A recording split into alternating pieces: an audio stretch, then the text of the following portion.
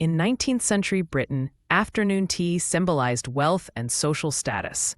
Aristocrats gathered in lavish drawing rooms, sipping from delicate porcelain cups imported from China. This ritual, however, masked a dark reality. The tea leaves were harvested by Indian laborers under brutal colonial rule. The British East India Company monopolized tea production, generating enormous profits, while workers earned less than 3 pennies a day. The elegance of silver trays and lace doilies stood in stark contrast to the unseen exploitation halfway across the world. British tea estates in Assam and Darjeeling operated like prisons. Workers, often forced into indentured labor, toiled 16-hour days under monsoon rains or scorching heat. Malnutrition and disease were rampant. Child mortality rates exceeded 50%.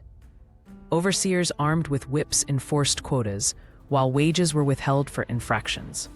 By 1850, India supplied 80% of Britain's tea, yet workers lived in mud huts with no clean water. The lush green plantations hid a cycle of violence and despair, fueling London's teacups with blood-tainted leaves. When workers rebelled against inhuman conditions, British retaliation was swift and brutal. In 1859, the Assam Tea Workers' Revolt saw thousands demand fair wages. The British responded with mass executions and village burnings. Sepoy soldiers, often Indian conscripts, enforced order under threat of torture. Protest leaders were hanged publicly as warnings. Meanwhile, tea shipments to Britain continued uninterrupted, their cargo holds filled with leaves harvested under the watch of gun barrels. The empire prioritized profit over humanity, leaving scars that persist today. British media glorified tea as a healthful beverage for moral upliftment, erasing its violent origins.